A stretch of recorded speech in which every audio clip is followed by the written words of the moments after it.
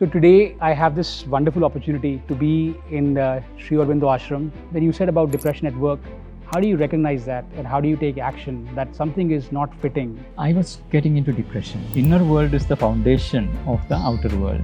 Working in a corporate environment and life looked so different from what I had imagined. What is success is defined by outer accomplishments, never in terms of your inner development. And somehow it blew my mind.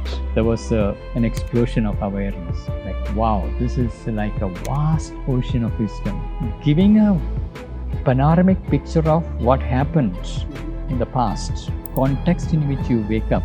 You don't run away from the context. You go deep into the context.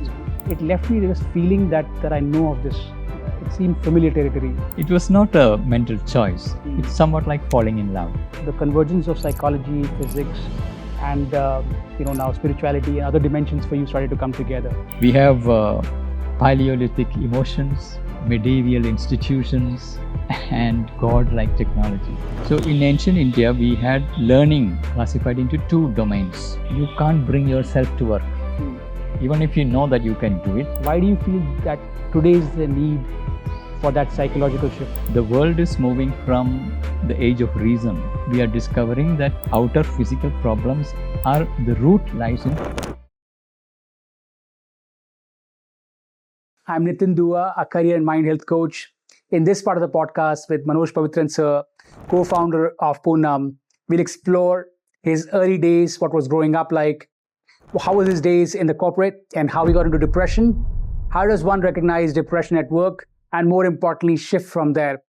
We'll explore tons of wisdom from ancient masters, the likes of JK, the likes of Sri Aurobindo, and many more. We'll also learn about Auroville. We'll get into the details of why there's a big need for a psychological shift today. I hope you find value in this. See you in the inside. Thank you. So today I have this wonderful opportunity to be in the Sri Aurobindo Ashram. I'm so delighted that I could be here in this moment. I have this delight to be with my mentor, Manoj Pavithran sir. I fondly call him Manojda like many others. I'm truly delighted that he could spare the time for me today and all of us who are listening in because my experience with him is just, it's a blessing for me to have him in my life and to shape me in a way that I didn't envision. Through his offering, through his words, through his wisdom, through his loving attention. And I hope some of you experience it during this conversation today. But more importantly, it opens a door for you. I see it as a key that opens the door, like the way I see meditation, to many possibilities in life. So I hope this is one such possibility for the people who are listening in. From a career perspective, Manojda is trained like me, or like some of you, in engineering to start with. And he then pursued design at National Institute of Design in India. Right. Since then, he's been pursuing various different faculties, bringing different dimensions and connecting them together the way I see it. And today, is a founder and director of an organization called Purnam Centre for Integrality. And is training a community of Karma Yogis. And I'm delighted to be a part of it as well myself. I've been a huge beneficiary of the work and the offering, and I hope that more people can explore that. Thank you, Nitin. Happy to meet you in this context. So Manojda, I wanted to learn what was growing up in Kerala back in the day for you, and how has the various things that you have gone through in life shaped your perspective to bring you where you are today? If you can give us a glimpse of that. Yes, it has played an important role in my journey. I grew up in Kerala in a village where there was even no electricity. It was in 1970 when I was around 5 years old, electricity came. And I grew up in nature, just pure nature. And that has substantially given this natural connection with nature. You grew up there, and even I went to school only at the age of 6. So there was this natural education by nature. So that has played an important role, a foundational layer.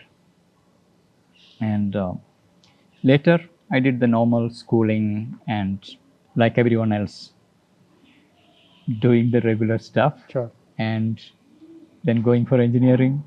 Like that's what everyone else is doing. So I did engineering. So was But, it like, was it prescribed or was it something that you chose? I chose because I like making toys and making things. Okay. So I had this idea that I can make cars and stuff like that. So I went for engineering. But by the time it was sixth semester, I had this strong feeling that I am on a wrong track. Okay. I also did an internship by that time. I was in Bangalore, first time in a city, Okay. and working in a corporate environment, and life looked so different from what I had imagined. So that shook me, and there were many incidents, like series of random things happening Okay. in my life at that time. Encountering random teachings and coming across Jiddu Krishnamurti's books, and things were just opening me up. Like Jiddu Krishnamurti, sir. Yes. Yeah, okay. JK's book, Yeah. the commentaries on living, that Yes. came by chance. I heard he passed away and read an article. In fact, I was running a college magazine, War magazine. Yes. So someone wrote an article about Jiddu Krishnamurti, and so I published it. And I kept in mind, who is this Jiddu Krishnamurti? And there was a new bookstore that was opened nearby. I went there, and there was Krishnamurti's books. Yeah. I never used to buy English books. I grew up in Malayalam medium, so this was not native for me to buy English books and read, other than technical stuff that So was you were part actually of getting taught in Malayalam. not engineering, Okay. but The schooling days. yes, plus two up to that it was all Malayalam, and then went to engineering, and subjects were all in English. So I was also struggling with that language. Then reading Jiddu Krishnamurti, and somehow it blew my mind. I still remember a moment when there was an explosion of awareness. I can say it's somewhat like you suddenly got separated from your mind and thoughts, and you're looking at your own thoughts, stream of thoughts, like an object. Yeah. Suddenly, the mind became very objective, and I could see my mind clearly. I didn't understand what was happening. That's where that separation, the observer stood out, the witness stood out. Yeah. The being got separated. But I did not have the vocabulary. I was just going through the experience. And I went on buying more books, Okay. started reading. But I thought he will have more to say. But for a year, I was buying a lot more of his books. Okay. But I saw that there is only thing that he is saying is be present, absolutely concentrated, vigilant, and in that awareness grows. And he left me there. And I was, in a way, lost in that space, like a no man's land. And education was not interesting. And I knew this is something I need to course correct. Got it. There was, then once the course got over, I took 1 year off.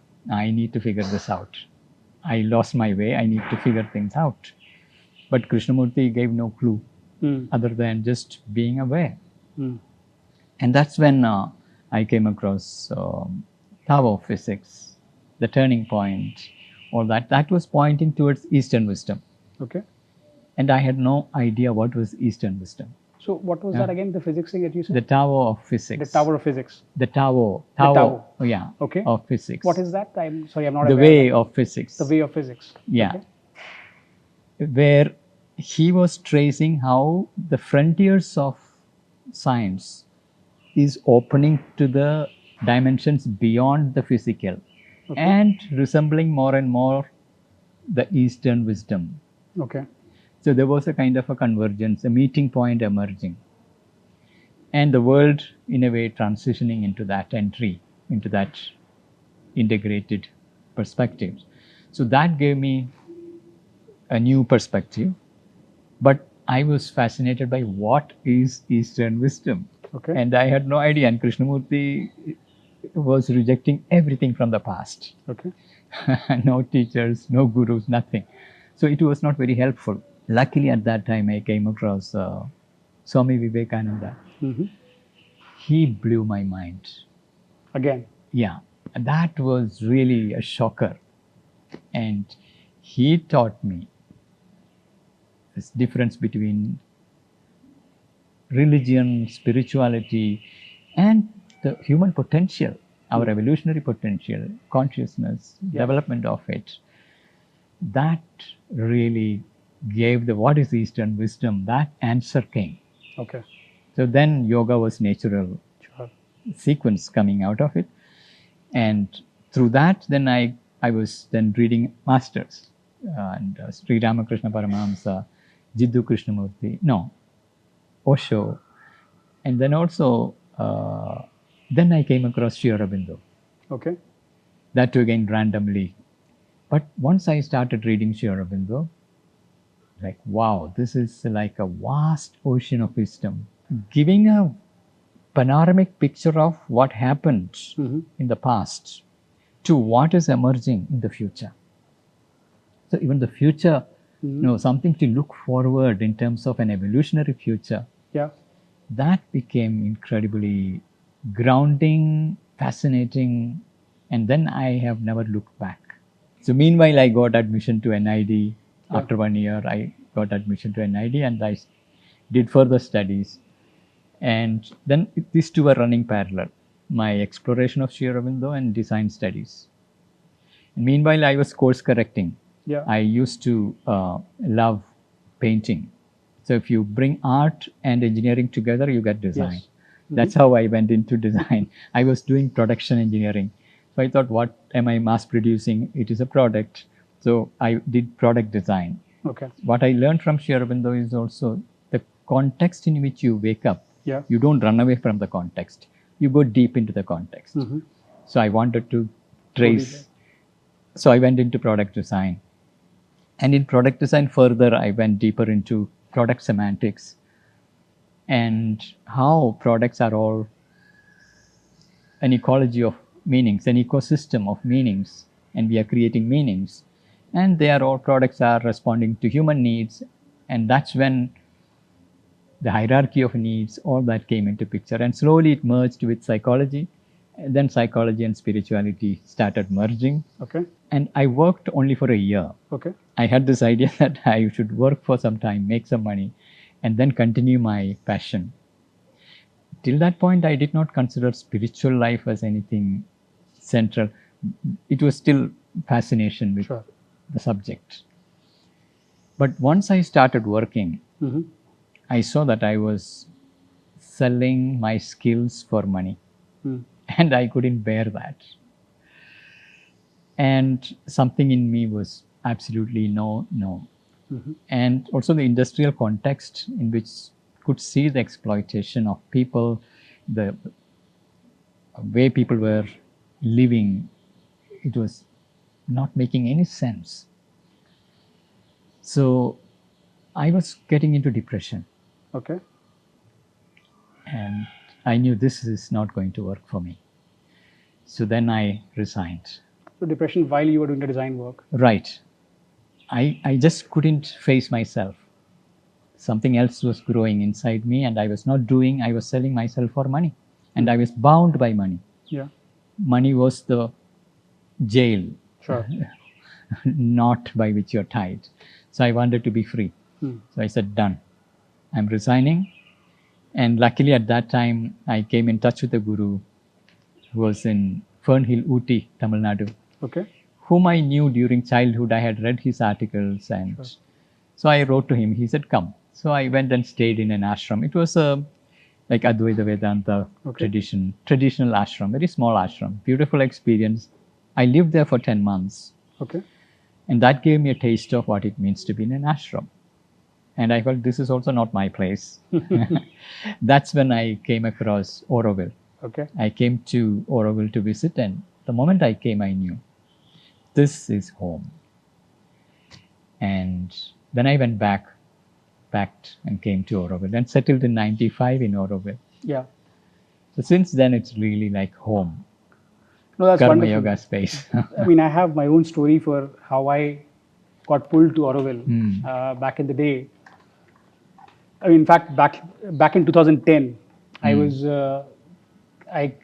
to live in US at that time, and I had come for a meeting and collaborating with a scientist who used Which to live year? in 2010 in Auroville. Oh, He used to live there. whom did you meet? I would recall the name, but he was from Amsterdam. Okay. We were developing a particular material at that time, which would clean biologics in water. And we were looking for certain facilities who could actually do quality assurance in a certain way. And he seemed to be one of the pioneers. So I came here for that work without knowing any context of what Pondicherry is. I didn't even know what Auroville is at that time. And but when I left, it was a 3-day visit. When I left back, on the way to Chennai to the airport, I saw this golden ball, right?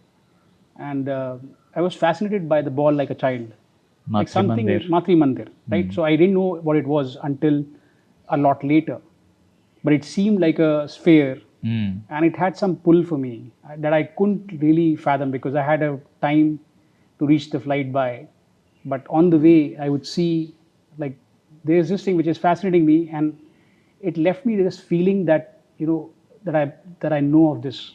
It seemed familiar territory, without really knowing the specifics behind it.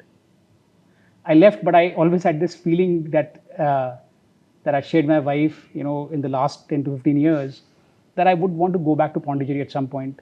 It was initially more so for visit, but then I just didn't know until I went that the feeling of being familiar with it, as you call it, home, there is some sense of home there that I only experienced in the last few years once I got to know more about what Auroville is and what Matri Mandir really signifies, and my own experiences having visited there. And of course, a big contribution of that is thanks to you for making me more familiar with Sri Aurobindo, the mother, and Auroville, and what it has to offer to humanity and our collective. So very grateful. But again, like you, I have also read many masters, including JK, and it was very interesting for me when I read him. Some questions opened up. In fact, the Valley days, the Silicon Valley where I used to live, I really like some of the thoughts coming from Naval Ravikant. And when I would listen Naval Ravikant deeply, he would often talk about JK and his book on meditations and other things. So he introduced me to JK at that time. And then when I did my own journey of discovering, it was interesting to know like how he saw the world, how his perspective on things was. And then we kept going, like you, to different masters who had different perspectives. But one thing I just want to just get a view on this particular thing is you decided then to go and step and go deeper with one. How did you sort of arrive at, okay, now this is it that I want to go deeper in? It was not a mental choice. It's somewhat like falling in love. Yeah. A master is someone in whom it's like a river finding the ocean. And you don't even necessarily recognize in the beginning. Yes. But you feel that you're drawn, the magnet is drawing, and you're just happily surrendering. And you're getting all the answers. Yes. Not only you're getting all the answers, the whole mystery is deepening. Yes. And it is bringing more deep questions. Yes. And but fascination. Yes. And it is inviting you to come deeper and deeper. Yeah. So that was very naturally happening. And then it is over the years I realized that no, this is the master and your soul has surrendered. And Oh, wonderful. I mean, so thankfully I have similar experiences, so I can really be present to what you're saying through my own lived experiences. But I mean, for people who are still discovering and exploring, including myself, in a lot of ways, when you said about depression at work, how do you recognize that, and how do you take action that something is not fitting, and it's sort of in conflict with who you are and like what you're meant to do and where you should be heading? So there is this conflict that's happening within. How do you recognize that, and then how do you get the courage to sort of take action towards it? Yeah, it's like you're seeing that your energy level is depleting. Mm. You can't bring yourself to work. Mm. Even if you know that you can do it, Yeah. you have all the knowledge, but your heart is not there. Yeah. And your energy level is going down and down and down, and it become unbearable. Mm. And you can pull yourself out of it. Mm. And on the top of it, this whole awareness that you are doing something that is really not your, yeah. But you don't have any picture what else you do. Yes. So you get stuck in that space. On the top of it, then I had my parents having their expectations. Mm. So I had on one side the interest in spirituality growing, which I cannot tell my parents. Sure. You didn't tell them? No, Okay. because they will not understand. I myself did not understand Okay. what I was going through, because you are confused. Sure. Yes. It was research. To me, it was like a fascination in the field of consciousness, yoga. It was word spirituality is still, you are still integrating that. So there was this tug of war internally, but then it's like you don't have an option. Yeah. So one thing I became very reasonably clear is that if I continue, I will fall sick more and more. So that will make parents unhappy even more. If I make a leap now, I might find some breakthrough.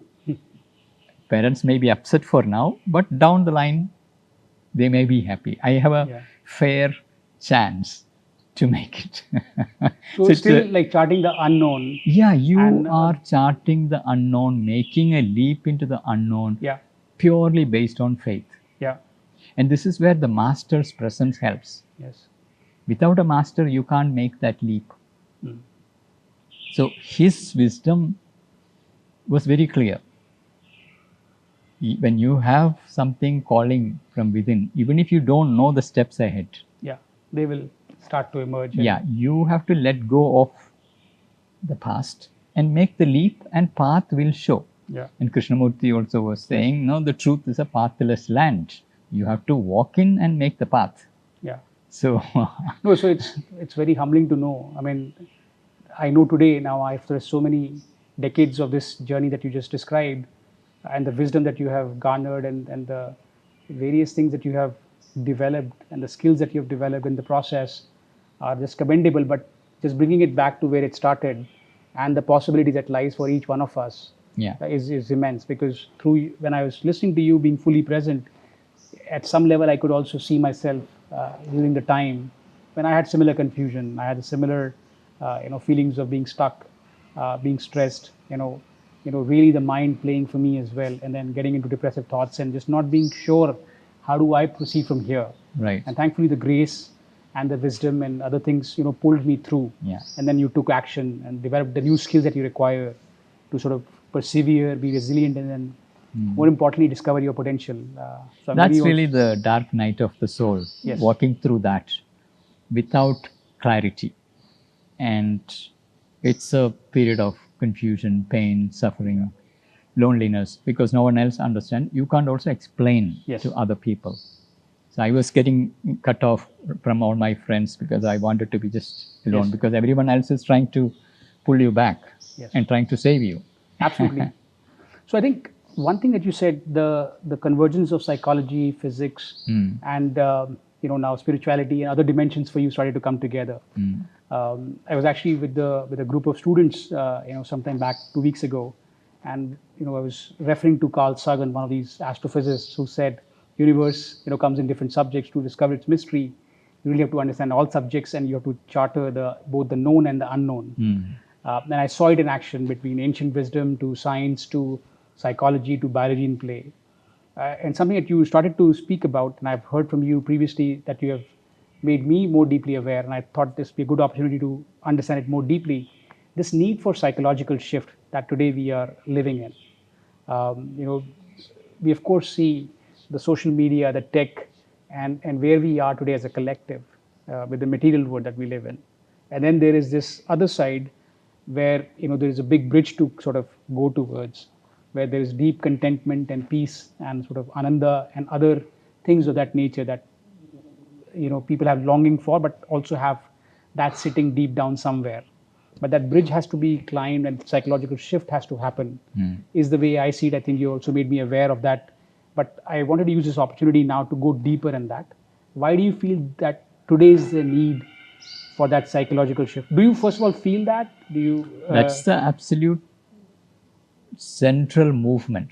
In fact, the world is moving from the age of reason.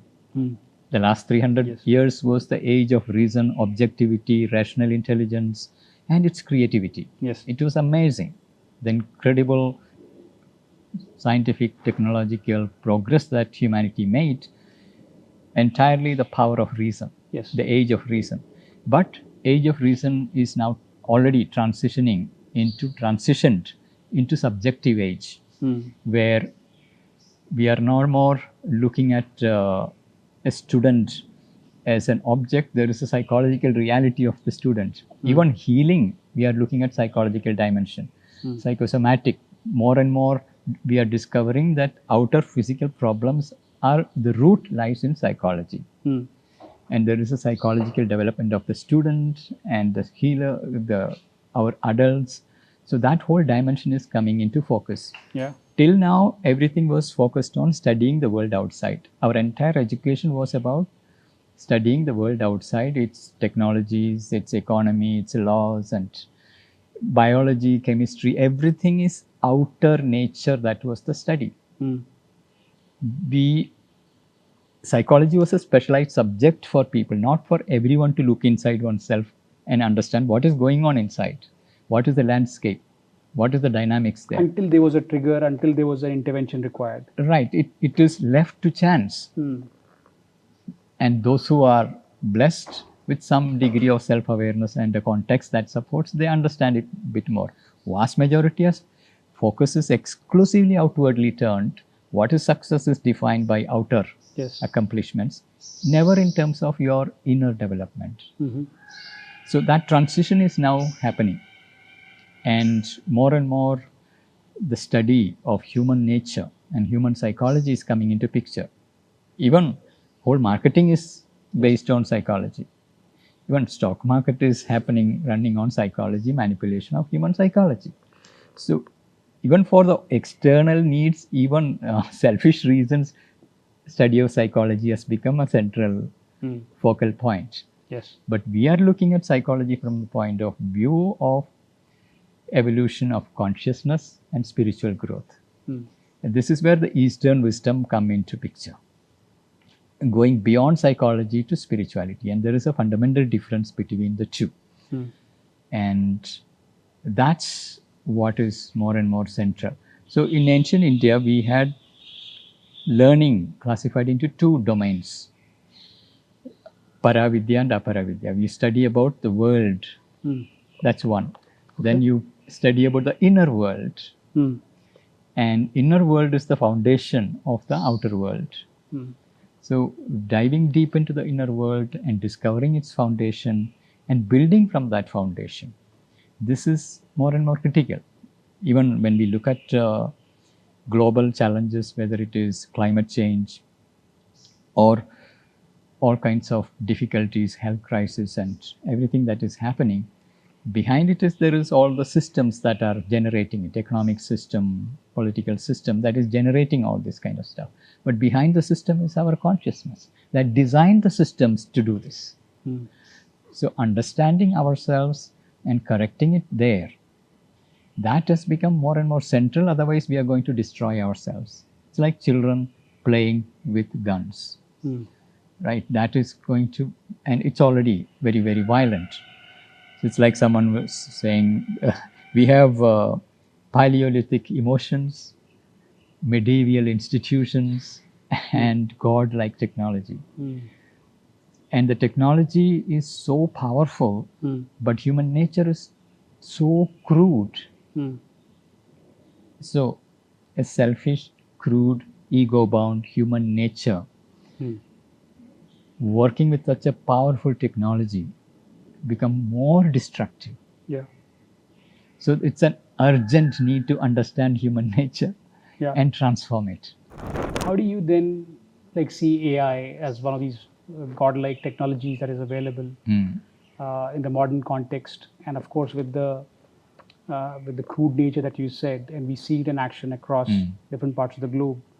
How should we best think about AI, and how best ways to integrate that in this context?